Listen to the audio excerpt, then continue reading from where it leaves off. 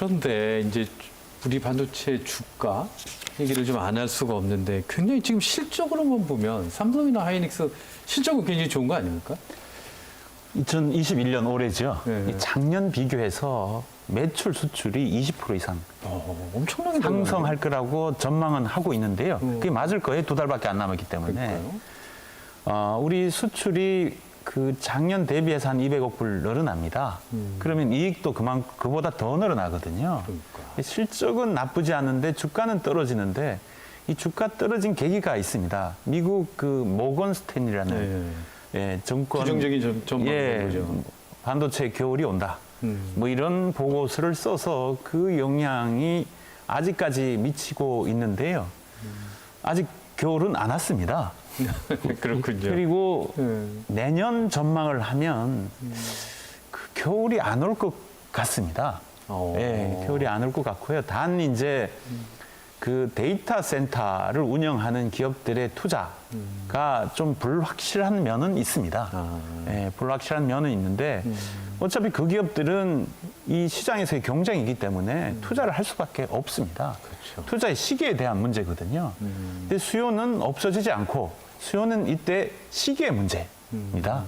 그래서 그런 입장에서 보면 지금 주가는 최저점이 아닌가 이렇게 조심스럽게 전망을 하고 있고요. 주식 하시는 분들은 장기 투자의 마음으로 하시면 마음 편하실 것 같습니다. 그러니까 지금 이렇게 일시적으로 좀 떨어지고 이런 거에 그렇게 일희일비할 필요는 없다. 실적은 떨어지지 않는데 보고서 때문에 영향을 미쳤거든요. 근데 실적은 작년보다 좋고요. 내년도 올해보다 나쁘다는 전망은 없습니다. 없어서 거기에 우리 그 주식을 하신 분들이 너무 마음이 상해하시는 것 같은데요.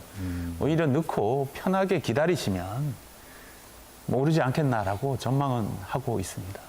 안 전무님은 굉장히 그 긍정적인 전망, 주가에 관한 전망을 내리는데 김 연구원님이 보시기엔 어떻습니까? 뭐 비수기다, 뭐 그다음에 뭐 전체적인 수급 상황이 안 좋다, 공급이 과잉이다, 뭐 이런 얘기도 있던데요.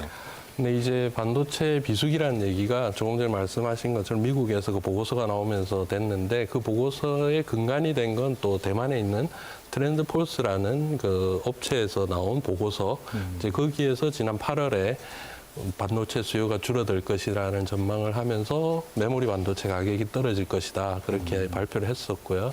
그리고 2차로 10월 달에 또 한 번 더 발표를 했습니다. 그러면서 8월 달에는 이제 모바일 기기 쪽에 수요가 줄어든다. 그리고 10월 달에는 PC 쪽에 수요가 줄어든다. 그렇게 얘기를 했는데 그 결과를 봤을 때 조금 전에 안 전무님께서 말씀하신 것처럼 사실상 그렇게 크게 떨어지지는 않았어요. 그렇습니까? 예. 그리고 그 가격이 그 하락할 것이라는 폭도 5%에서부터 20%까지 상당히 큰 폭으로 제시를 했는데 부정적으로 보는 입장에서는 20% 떨어지는 쪽을 잡아서 설명을 하려고 할 거고요. 이제 긍정적으로 보는 쪽은 뭐 5%도 많다. 이제 그렇게 얘기를 할 수도 있는데 그거는 이제 실제적으로 수요가 어떻게 흘러가느냐 그 부분을 조금 더 관찰해 봐야 될 필요는 있을 것 같습니다. 이제 마냥 낙관적으로 볼 수만도 없는 것이 지난 8, 9월, 이제 10월 초까지만 해도 그 반도체 수요에 대해서 그리고 우리가 얼마나 감소하는 폭인가에 대해서는 계속 내년도의 전망은 긍정적으로 다 나와 있었고요. 뭐 실제적으로 그런 흐름을 보이고 있습니다만은 최근에 여러 가지 주변 환경의 변화, 그러니까 그 중국 을 비롯해서 이제 아시안 지역이죠. 조금 전에 말씀드렸는데 아시안 지역에 그 코로나 때문에 공장이 가동을 멈추면서 전기 제품 생산이 어려워지고 그리고 중국의 지금 전력난 때문에 동북 지역이랑 그런 쪽에서 가동이 좀 어려워지고 그러면은 아무래도 전자제품 생산이 줄어들면서 반도체 수요가 줄어들 수밖에 없고요. 그렇죠. 네, 그렇게 되면은 공급 과잉이 발생할 수도 있는 가능성이 없지는 않다는 거죠. 이제 그 부분을 예의주시할 필요는 있는데 전체적인 흐름상으로는 코로나를 맞이했음에도 불구하고 반도체 수요가 계속 늘어나고 있는 건 사실이고요. 그리고 내년에도 전반적으로 뭐 크게 줄어들 거다라고 하기보다는 늘어나는 현상은 계속 유지가 되는 것이 옳지 않느냐. 그렇게 수요가 늘어난 상황에서는 갑자기 가격이 떨어질 이유가 없고 그렇게 봤을 때는 또 긍정적으로 계속 봐주는 거에 맞다고 그래 보여집니다. 김 위원님도 약간 낙관하는 분위기인데 그래도 이상하게 최근 들어서 보면 반도체 디램 가격이 떨어질 거다 이런 전망이 계속 나와요. 왜 이런 겁니까? 근데? 실제 이제 디램 가격이 조금씩 떨어지고는 있습니다. 최근에. 그 우리가 이제 메모리 반도체는 두 종류인데 디램이 있고 낸드 플래시라는 게 있습니다. 그 디램은 CPU 연산기인데요. 같이 협력을 해서 연산을 빠르게 하는 반도체고요. 낸드 플래시는 단순 저장 장치입니다. 근데 디램 가격은 조금씩 빠지고 낸드 가격이 조금씩 올라가요. 네, 올라가는데 디램은 CPU랑 같이 페어가 돼서 일을 합니다. CPU가 있어야 디램은 반드시 CPU가 있어야 되거든요. 근데 최근에 이제 시스템 반도체 부족 현상 때문에 휴대폰 PC 생산이 줄었잖아요. 그렇죠. 예, 주니까 아마 디램도 수요가 줄지 않을까. 그러니까 수요가 준 게 아니고 사용하는 양이 좀 줄어들 거다라는 전망 때문에 그런 것 같은데요. 실제 수요는 줄지 않았거든요. 모바일 폰, 스마트폰이나 PC 생산이 줄어서 그런 거지. 예, 그거는 아마 좀 풀리지 않을까라는 생각이 좀 들고요. 우리 그 데이터 센터에 들어가는 이 CPU는 인텔이나 AMD가 개발해서 제공하고 있는데요. 이게 이제 데이터 센터를 운영하는 기업들의 투자가 언제 풀리느냐에 대한 부분인데요. 좀 지켜보면 금방 풀리지 않을까라는 생각이 좀 듭니다.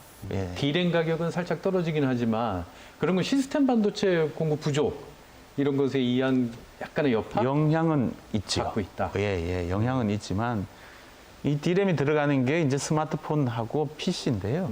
예, PC인데 다른 뭐 자동차에는 그렇게 많이 안 들어갑니다. 예, 자동차에 많이 안 들어가기 때문에 여파가 있다 하더라도 그 제한적이죠. 그렇군요. 근데 어쨌든 지금 이제 시스템 반도체 같은 경우는 공급 부족 이런 걸로 생산 현장이 멈추고 막 이런 건가? 왜 이런 겁니까 여기가 지금? 이제 시스템 반도체 전체적인 부족 현상이 나타나기 시작했는데 그 전에 원인을 살펴보면은 작년 말부터 해서 차량용 반도체가 부족하다는 얘기가 나오기 시작했었고요. 그렇죠. 그리고 실제적으로 올해 초부터 이제 미국이나 독일의 주요 자동차 업체들이 생산 공장 가동 중지가 됩니다. 반도체 부족 때문에. 최근에 이렇게 주변 분들은 새 차나 살려면 6개월 이상 기다려야 된다. 뭐 이런 얘기들 그렇죠. 많이 하시더라고요. 네. 그러니까 그 차량 반도체 부족 현상이 초반에는 올 3분기쯤에는 해소가 될 것이다라고 전망을 했었는데 실제적으로 지금 3분기가 지나면서 보니까 해소가 안 됐고요. 그리고 이건 당분간 좀 더 지속될 수밖에 없다라는 게 이제 일반적인 평가입니다. 근데 이제 안 전문의 예. 그 반도체가 자동차에 그렇게 중요한 거였는지 그리고 자동차 회사는 독자적인 반도체 부품 회사를 독자적으로 갖고 있는 건 아닌 거죠 지금? 자동차 회사가 반도체를 생산하지 않습니다. 그러니까 자동차용 반도체 회사는 별도로 있고요. 자동차는 그러니까 결국 이제 자동차의 전자기기들을 움직이는 것은 반도체입니다. 근데 자동차 요새 다 전자화가 많이 돼 있잖아요. 뭐 문을 여는 거, 시동 거는 거, 엔진을 움직이는 것도 반도체가 합니다. 그렇군요. 그래서 그 안에 한 200개 반도체가 사용이 되는데요. 하나의 자동차 200개 예, 반도체. 최소 200개입니다. 근데 가격은 비싸지 않아요. 200개 다 모아봐야 한 50만 원어치밖에 안 됩니다. 그 정도밖에 안 됩니까? 반도체가 원래 싸요. 예, 반도체가 싸서 문제가 생겼다고 얘기하는 사람들도 있습니다. 그렇군요. 그래서 200개 정도 최소 들어가고요. 많은 데는 뭐 500개, 700개까지 들어갑니다. 근데 전기차에는 더 들어가겠어요. 근데 이게 전기차 자율주행으로 바뀌면 네. 10배 들어갑니다. 그러니까요. 자율주행 같은 경우는 반도체가 굉장히 10배 많이 들어가고요. 들어가겠죠. 예. 차가 자율주행이 되려면 센싱은 빨리 해야 되고요. 그러니까요. 연산을 빨리 해야 되고 제동을 빨리 해야 되잖아요. 이게 다 고성능 반도체입니다. 이제 이런 부분이 공급을 받아야 자동차 산업도 안정적으로 유지할 수 있습니다. 이게 굉장히 중요하죠. 자동차 산업에 있어서의 반도체가. 근데 이제 이렇게 공급 부족이 온 거는 이게 주로 어느 업체가 그럼 만듭니까? 자동차 회사가 직접 반도체 부품을 생산하지 않는다면 주로 어디가 이걸 만듭니까? 자동차의 이 종주국 유럽. 유럽의 반도체 기업들이 자동차용 반도체를 주도하고 있고요. 아, 그래요? 대만의 TSMC가 아니고. 아닙니다. 자동차용 반도체 전문 기업은 유럽의 NXP, 인피니언, ST마이크로, 또 일본도 자동차 역사가 오래됐잖아요. 르네사스라는 회사가 있어요. 이 회사들이 자동차용 반도체를 전문적으로 만들어서 공급하는 회사입니다. 근데 이제 이 회사들의 문제는 뭐냐? 그동안 돈을 벌어서 투자를 안 했다는 거예요. 그래서 조금 고성능의 반도체는 만들 수가 없어요. 근데 이걸 본인들이 못 만드니까 TSMC의 하청으로 맡긴 겁니다. 대만의 TSMC. 예, 대만의 TSMC에 만들어주세요. 본인들이 만들기에는 좀 고성능이거든. 첨단 고성능은 아닙니다. 중간쯤 되는 고성능인데 이것조차 생산할 수 있는 시설이 없어요.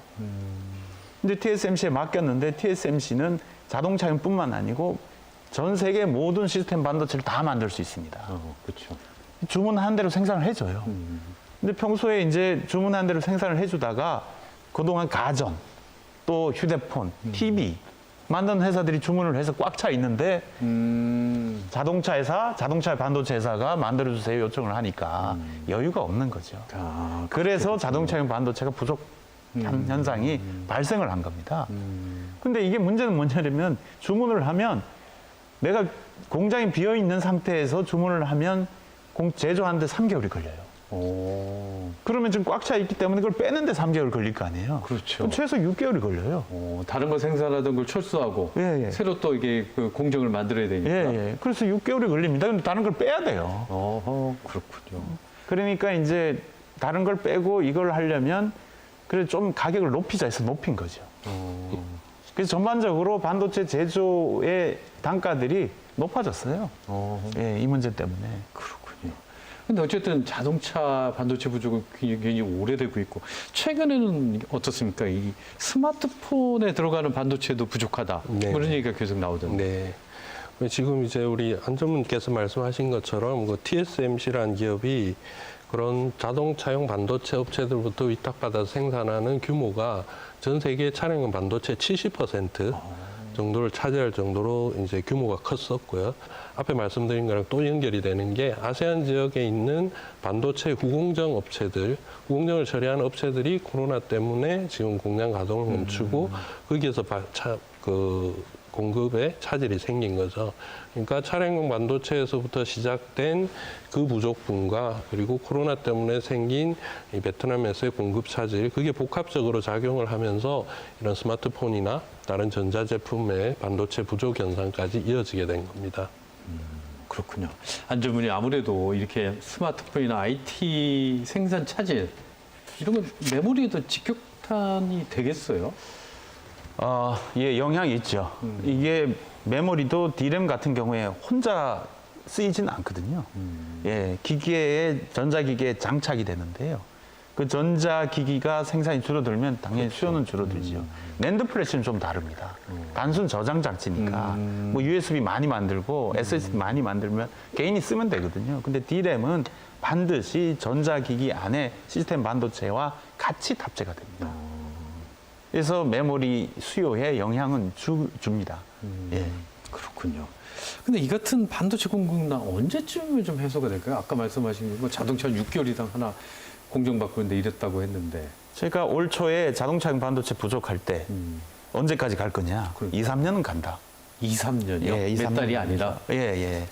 아까 이제 우리가 이제 공장이 꽉 차 있잖아요. 예, 제조하는 제품들이 꽉 차 있는데 이걸 빼고 자동차용 반도체를 생산하잖아요. 그럼 뺀 건 또 해결이 안 돼요. 그래서 PC하고 스마트폰이 만들지 못하는 거예요. 근데 이 현상은 제조 공장 자체의 규모가 부족해서 그래요. 근데 제조 공장을 지금부터 만들기 시작하면 최소 3년이 걸립니다. 생산할 때까지는. 그래서 지금 TSMC, 삼성전자, 또 인텔 이런 회사들이 공장을 짓겠다고 했잖아요. 그렇죠. 공사는 시작된 게 아닙니다. 지금 그렇죠. 짓겠다고 이제 했으니까 거죠. 공사는 내년부터 시작될 거예요. 그럼 내년부터 시작해서 3년이 지나야 생산 규모가 늘어날 거 아닙니까? 그래서 최소 뭐 2, 3년은 갈 것 같고, 왜냐하면 수요가 없어지니까 수요는 계속 있을 거라고 봐요. 그렇죠. 왜 전자제품이 고성능화되잖아요. 자동차는 자율주행으로 가잖아요. 맞아요. 반도체 수요는 계속 늘어납니다. 근데 제조 공장 하나 만드는 건 오래 걸려요. 김 위원님 어떠십니까?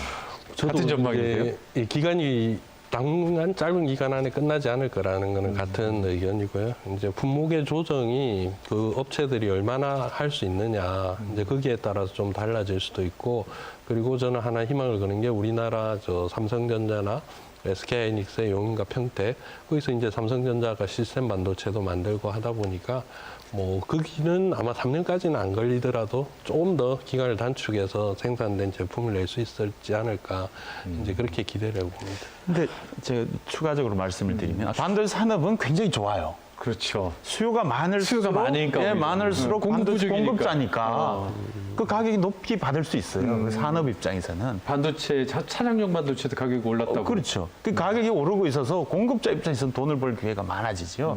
또 우리나라 입장에서 나쁘진 않아요. 왜? 우리나라는 반도체 공급 국가입니다. 그렇죠. 반도체 수요 국가가 어려운 거예요. 지금 공장이 부족한 유럽이나 일본이나 미국 입장이 상당히 이제 좀 어려운 상황이지요. 그래서 미국 입장에서 보면 빨리 공장을 지어야 되겠다. 그렇죠. 라고 해서 TSMC, 삼성에 지어달라 요청도 한 상태고 짓는다고 발표도 했어요. 그렇죠. 예, 그래서 우리나라의 반도체 산업이나 우리 국가의 입장에서는 나쁘지 않습니다. 공급 부족은 좀 당분간 계속되겠지만 우리한테 그렇게 나쁜 일은 아니다. 예, 예. 공급 부족이라고 하면 굉장히 예. 나쁠 것 같은데. 아, 나쁘지 않습니다. 그리고 우리나라의 반도체가 필요로 하는 산업이 있잖아요. 자동차 산업이나 전자 산업에 우리가 반도체를 잘 만드니까 매칭을 하면 됩니다. 예. 뭐 그 부분에 대해서 우리 뭐 반도체 산업이나 우리 국가 입장에서는 뭐 나쁘진 않다. 나쁘진 그래서 않다. 비관적으로 안 보셔도 될 것 같습니다. 그렇습니다.